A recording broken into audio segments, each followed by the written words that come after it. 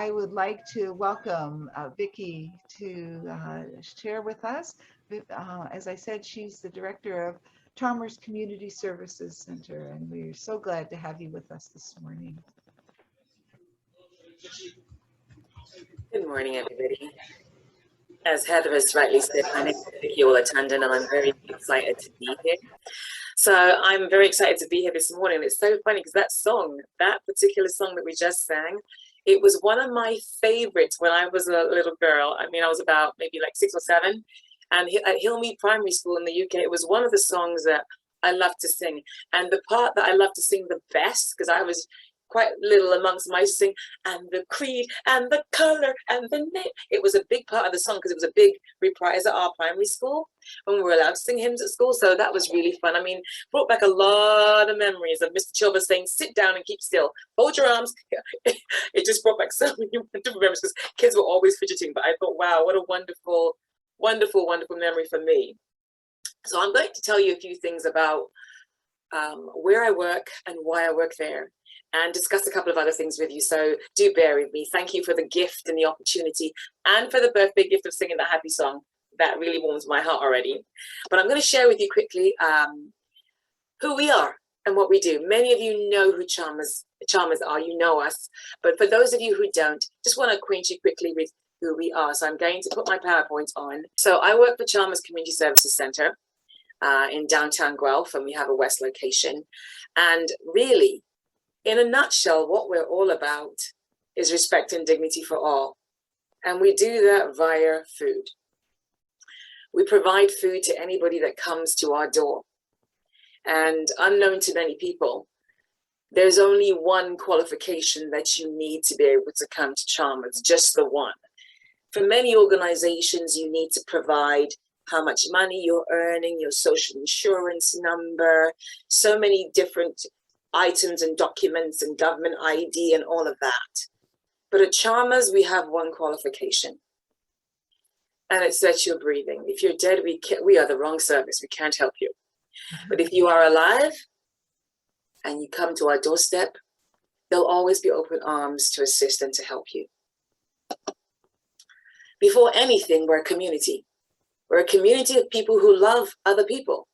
I absolutely adore the scripture that was read this morning, because it talks about people who are hungry, people who are needing clothing, people who are needing to be visited, people who are sick. And those are a number of people who come to our doorstep. And before anything, we're a community of people that just says hello and good morning. And many times, that's what people need. We provide food. And not just any food. Because I know that people think that because others are hungry, I will give them the rubbish that's in my pantry, tins that have been expired for 2 years, or anything that we don't want. We can throw that at any kind of a food bank. To the contrary, we actually allow our guests to choose food. And I'm talking about real food, not just food that comes in packets or in boxes, not just that. We package the food now for safety because of COVID, but oranges and apples and bananas and real food, food that you can actually touch and food that you can actually cook. We have 2 locations, one downtown on 41 Macdonell, and the other is 577 Willow Road. So we have 2 locations, and they're open at different times. So on Wednesday, Thursday, and Friday, we are open to the general public. And so on Wednesday, we're open in the evening downtown, Thursday in the morning at Chalmers West, and on Friday again in the morning downtown. Yep, we offer tin food too, all kinds of tin foods, and we give people choice as to what it is they want to choose. Real eggs, not powdered eggs, but actual real eggs. And it's funny because one of the things that we do at Chalmers is we provide food per individual. So it's not just kind of, here's the package that you can have for your family, there you go. It's how many children do you have? How many people actually live in your household? For anyone who has children like I do, and I actually have a son, oh my goodness. He tells me that he doesn't eat a lot, but his legs do. They're always eating. If they're teenagers, they're always hungry too. And if they go to school, even more so. And so you can imagine 4 eggs for one teenage boy is like a day and a half's worth. That's it. You know, in 2 weeks, he'd probably scarf down maybe 2 crates, who knows? But I'm just saying that we need eggs to bake, to make eggs, to make pancakes, to make cakes, those kinds of things. So we give food to individuals food to families per individual, apples per individual too. We never knew the coronavirus was going to come. Well, we were warned that it was coming, and we thought, just like you, it would be a day or 2 or a week, or perhaps even a month. We never imagined that it would be 2 years. It literally crippled our world. Downtown Chalmers, we always had a coffee morning where we shared cookies and laughter and knitting and mending clothing, but that's all been taken away now. So our connection with those who need our connection is a little less because of safety. So we can say hi through a mask. We can elbow bump because we can't touch each other anymore. And as grandparents, many of you know the agony that you face when you cannot hug your 3-year-old granddaughter, when you cannot hug someone that you want to, somebody that you actually need to. When you go downtown Chalmers, this is what you see. So real food, cucumbers and apples and potatoes and onions and real food. Food that will bring health, not just things that in a packet with ingredients that you really cannot pronounce. Because our goal is to bring health. Can you imagine coming from a foreign country, coming to our shores for safety and seeing food that you just don't recognize? Cheerios, bran flakes, really? To somebody who's come from war-torn Syria, that doesn't mean anything. But tomatoes and apples and cucumbers and potatoes mean a whole lot. And they actually say, I love you, I want you, can I help you? And you know what? This kind of food needs no English. It needs no translation. It's just here. At Chalmers this last year, we had 11,914 guests. And that's not telling you about the increase because of the pandemic. Let me talk to you about something that people don't figure out really, because typically when we talk about a food bank or a food pantry, this is what we're thinking. We're thinking bananas and apples, right? But as you all know, if you eat, it's got to come out somewhere, right? Welcome, Charlie. This is Charlie, everybody. Say hello, Charlie. Hi, everybody. This is Charlie the Chalmers bear. And the reason why I bring him along is because Charlie's wearing a newborn diaper. He's actually the only teddy I have that could actually fit this, one of my smaller ones. Last year we gave away 27,776 diapers. And I have to say this, that's packages of 2,776 packages of 10. And many of you who are acquainted with children know that 10 diapers is 1 day's worth. I would love to give boxes away, but we cannot because, of course, the money we get donated says give food. So we give food and we fundraise for all the other things like diapers, like soap, like toothpaste. How about toilet paper? These are things the community need as well. And one special thing that I absolutely love about Chalmers is we also consider pets. A lot of families have pets. So we give free pet food. Because if you are struggling, the last thing you're thinking about is your pet. And your pet needs to be taken care of too. So that's one of the things that we do at Chalmers also. As you can see, there's an array of goods at Chalmers, from hygiene products to soap to shampoo, toilet paper, you name it. Our goal is to ensure that there's respect and dignity for all. Food and all the other things that go with it. And we couldn't do it without the help of volunteers. Impossible. It's funny that today is World Food Day. Perfect day for us to be speaking because that's what we do. Food is our business. Food is our love. Food is our language. Food is the way we communicate. without the love of volunteers who will put themselves at risk. Yes, they all wear a face mask and a mask and wear gloves and any other things they have to based on what they're doing. But they're willing to put themselves at risk to show that we love others. Food is our love language. It really, really is. And you know, in that scripture that we've read, many times we have, so it's very difficult to relate to those who are in need. People often think that, oh, it's just new immigrant families you serve, and no, it's not true. We serve all families, Canadian, new Canadians, regardless of their race, their color, and their creed. Now you understand why that song means so much. And the creed and the color and the name won't matter, were you there? And that's the thing. Does their creed matter? Does their color matter? No. So I've asked myself this question. What is the color of hunger? Today's World Food Day. What is the color of hunger? You see, at Chalmers, we are not colorblind. No, we see every color, every creed, every nation. And when people say to me, oh, we are colorblind, not true.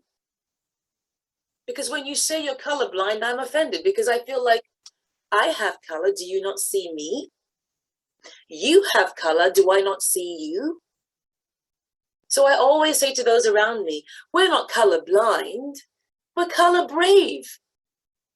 We are brave enough to say, oh, I see you are a different color, but guess what? And the creed and the color and the name won't matter, were you there? You see, people look at my surname and they go, Olatundun. Sounds very different from Smith, right? But you know what? I am being color brave by learning how to pronounce a name that I'm not familiar with. So how about Tchaikovsky? How about Liklosta?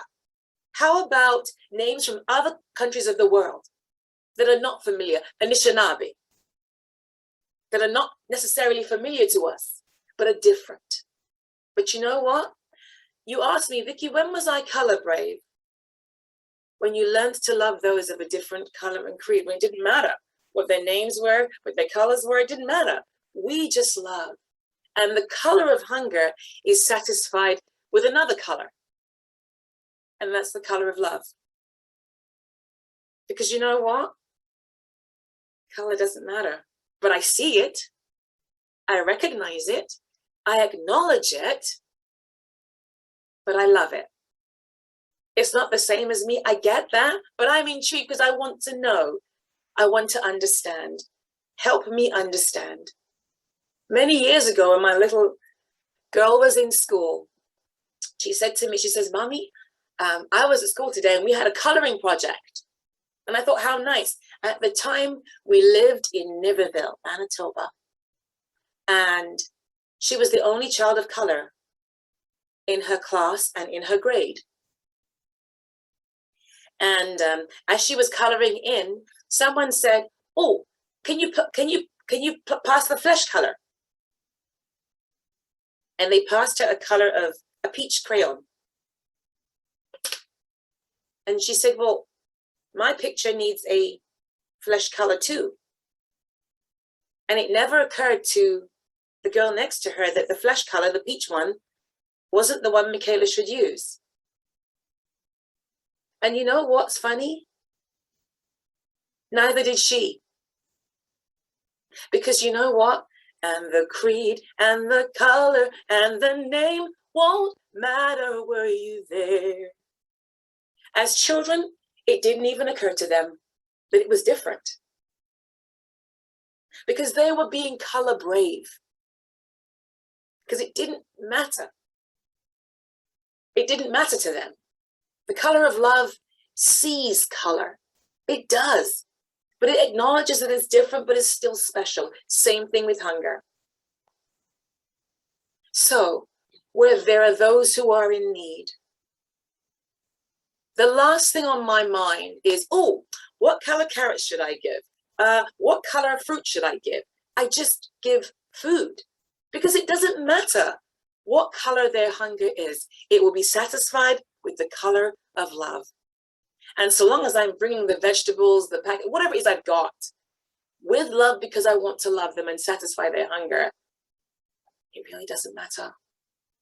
So at Chalmers, we want everyone to have food, no matter where they've come from, no matter who they are, where they are, what their country of origin is, doesn't matter.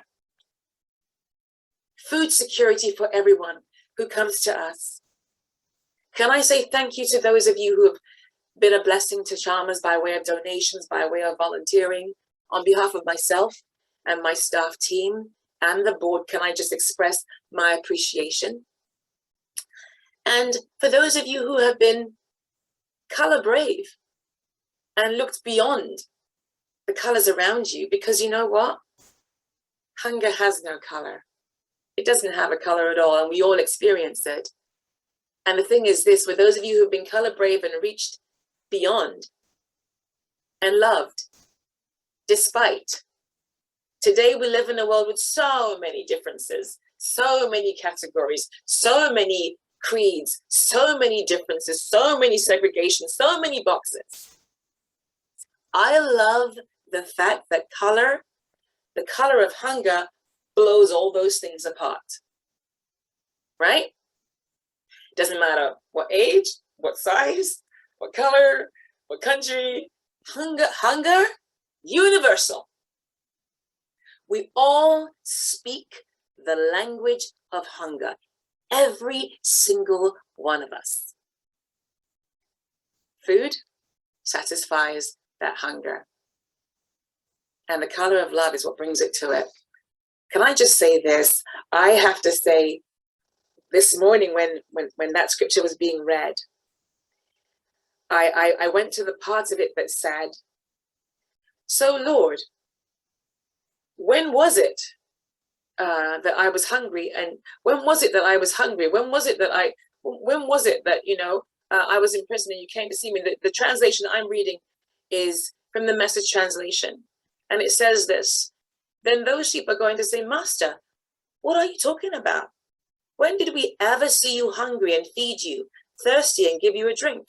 And when did we ever see you sick or in prison and come to you? Then the king will say, I'm telling the solemn truth.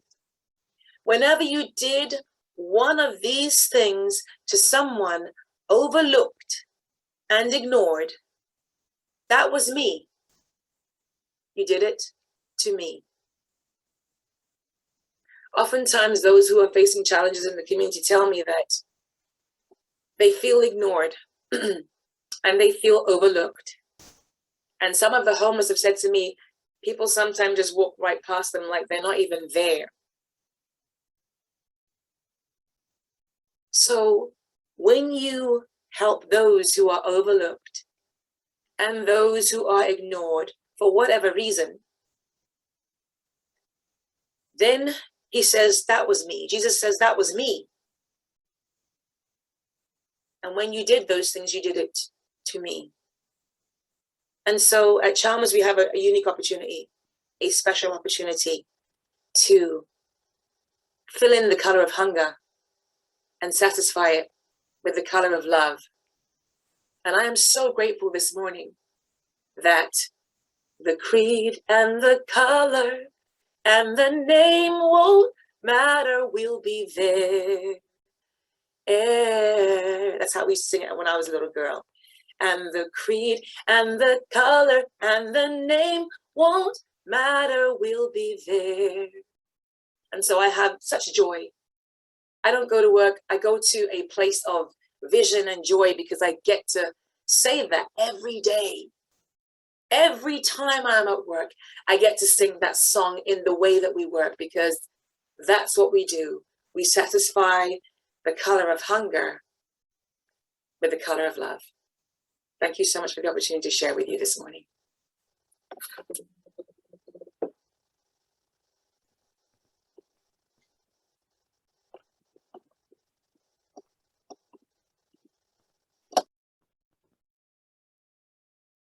Thank you so much, Vicki. It's such a gift to have you with us this morning.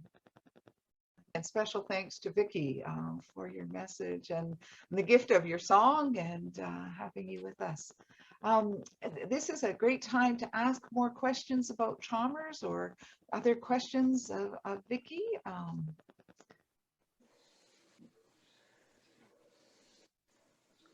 While folks are gathering their thoughts, Vicki, I wondered if you, do I remember you had a freezy day at Chalmers? Yes, we did. That was fun. Well, my question is, do you ever run out of food, or how close are you to running out sometimes? Well, I will say this, that every other week at Chalmers West, we end up with more families than food. So we basically divide the supplies between Chalmers Downtown and Chalmers West. And we typically, at the end of a day at Chalmers West, have nothing left, pretty much. So, you know, we've literally given it all away. Thank you. The fresh produce, that is, all the fresh produce is typically gone. So, yeah, we still have canned goods, but all the fresh produce is gone. You accept clothes as well? We, in this particular time, in this season, we don't, just because we've been restricted by the public health rules not to accept clothing in this time because of COVID. Hopefully that will change soon. Okay. How could we donate fresh produce? You can give us, if it's difficult for you to bring it down, you can actually just call us and we'll find a way to come and pick it up if you've got some. Or it could come to either place, or is it better? No, it comes to either place. It's better. You can come to either place, actually, either 577 Willows or downtown. Always good to give a phone call ahead so we can kind of assist you with that in case you need some assistance in getting out of the car or you need someone to pick it up. We can do either one. Do the grocery stores donate anything? Say that one more time. I missed that. Do the grocery stores donate to you, or Cobb's Bread, or? Cobb's Bread does. Some of the grocery, not these days, I'd say we have some donations, but not many from the grocery stores, not many. We typically have to buy the food from grocery stores.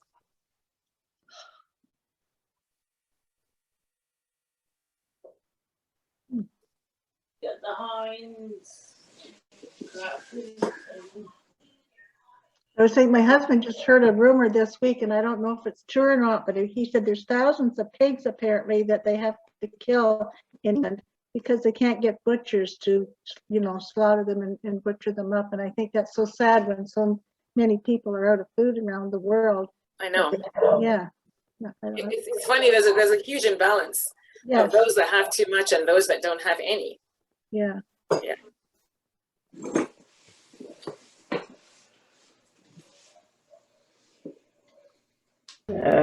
What made you choose the name Charm and Chalmers? It actually came out of the Chalmers United Church, because they had been part of the program, and so when it was sold, we kept the name. So Chalmers United Church, the members joined with Three Willows. Yes. And Westminster, I think. I've lost the name of the third congregation, but three congregations joined together to form Three Willows. And that's the location of Chalmers North, right? Is that? Yes, it is. Yep. West. So in non-COVID times, you have some other things. You take in clothing. We take in clothing. We have a clothing mending service. So if a button was missing or a zip was missing off a child's coat or an adult's coat, we had somebody who did all the mending for us. We had referrals to programs. So of course, things like dental care for young people that is free. We were able to refer to that and to some other local services that were available to our guests. And the coffee, and of course, our coffee morning, where people could huddle and come around and talk with each other. Basically, it's just some community. Yeah. And do you need more volunteers ever? Volunteers are always needed. If you have some time, we will find a way. All you have to do is call in, and we'll find a way to make use of that time, either with portioning some of the food or giving out some of the food. Whatever it is you're able to offer us, we're able to make use of. So in non-COVID times, you take clothing. Are there other things that you take as well, or is it mostly just clothing and food? Mostly clothing and food. Mostly clothing and food, because that's what we give away. Give out to the okay. I mean, obviously we give away socks and gloves and mitts in the cold season as well. That still happens, COVID or not. We buy socks and we buy gloves and mitts and things like that to give to our guests, because as you can imagine, if you are dealing with homelessness, for example, your feet are always cold, you know, and so warm feet always goes a long way as part of healthcare. So we give away socks, we give away mitts, and of course for kids who are coming to the country newly, who don't understand what snow is or who've never seen it, mitts are terribly important. I So still wonder, if we wrote out a check for you and dropped it off, would we get an income tax receipt for that? Every time, every All right. time. Thank you. Pauline, I think you had a question. yes, I used to volunteer at the Guelph Food Bank. Yeah. And listening to you, it's an absolutely different thing. But I don't understand why the grocery stores wouldn't be donating to you, because they do donate to the food bank. We have some donations, but not many. And typically, to be honest with you, a lot of it depends on relationship. I know that before I came, lots of people, it depends on who you have relationship with, to be honest. Depends on who you have relationship with. And so I continue, I mean, I got here in January, I continue to kind of improve relationships and try and get us to continue to build relationships with organizations around us. So we have relationships with a lot of the stores that provide halal foods or provide culturally sensitive foods. I'm beginning to build relationships with some of the bigger supermarkets around us also. So as those relationships grow, I'm expecting them to continue to donate to us. Yeah, good. And in COVID times, they also have restrictions as well as to what they can do. I think a lot of it has to do with COVID too, because they are heavily restricted as to what they are allowed to do as well. Mhm.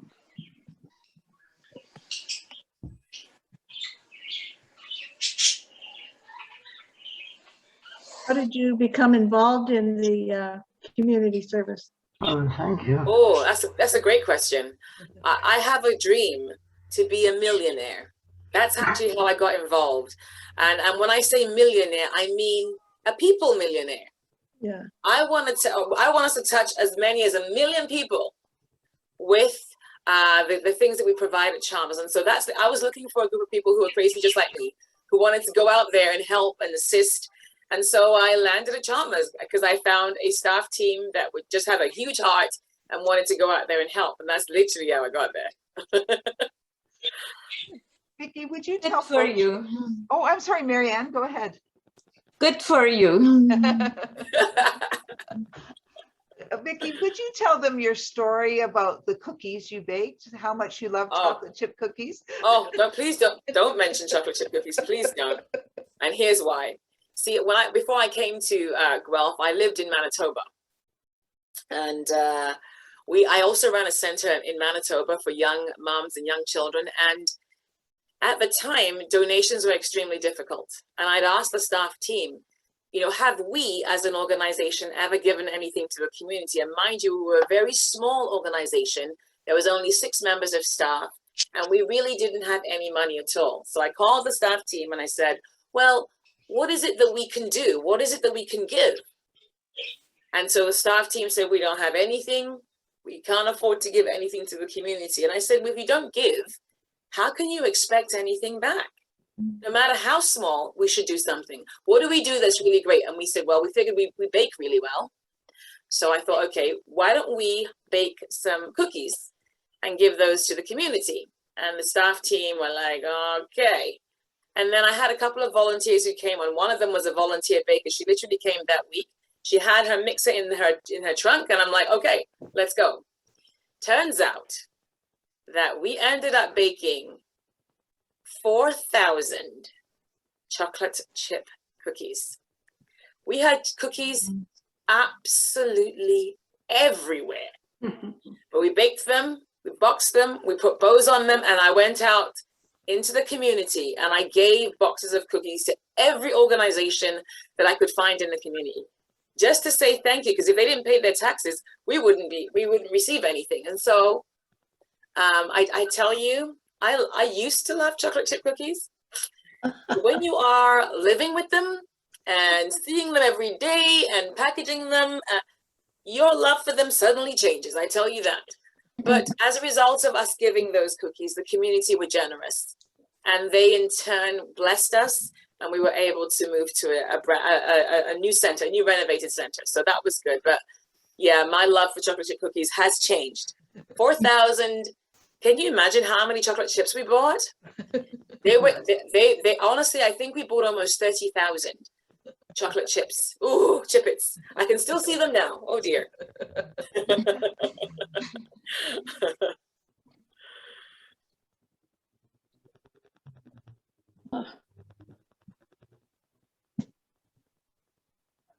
Anybody else that had a question about Chalmers or a question about Vicki? I was really caught this morning because I really wanted to hear about Chalmers, but Vicki, I'd love you to come back someday and tell us stories of your life. What an amazing, My goodness. amazing stories you have shared. I really enjoyed when you were telling your story, when you did the little bit of singing in between. I think you could probably hand out the foods that you offer with a little bit of song to it, and that would really make the people coming to receive it feel very open-hearted and grateful. I think music is a great bridge. It's another one of those. It's another one of those colorless things that binds us together, right? Music is such a deep love for all of us. That's wonderful. Yeah. Thank you ever so much. And I would love to come back and share. I've had a beautiful, beautiful life. I've been blessed to live, and having been an attorney, people have often asked me, how come you're now working in nonprofit? You used to be an attorney. I'm like, yeah, I did. And I'm still an attorney of sorts. It's just that I am now more of an advocate for those who are in need.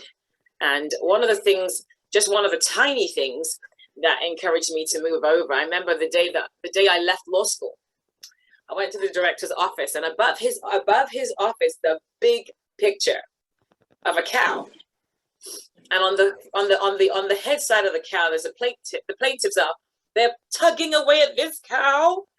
And on the other end is the defendant, and they're tugging away at this cow. And underneath the cow are two lawyers milking that cow. Oh, yeah. So when people fight, lawyers get paid. Yes, they do.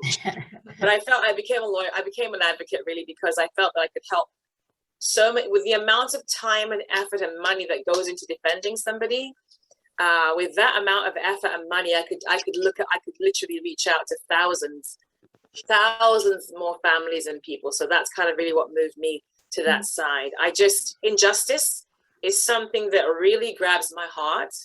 And so I could fight injustice a whole lot better on this side. So I would love to come back and tell you wonderful stories of the things I've seen, but I've seen kindness, I've seen love, I've seen challenge.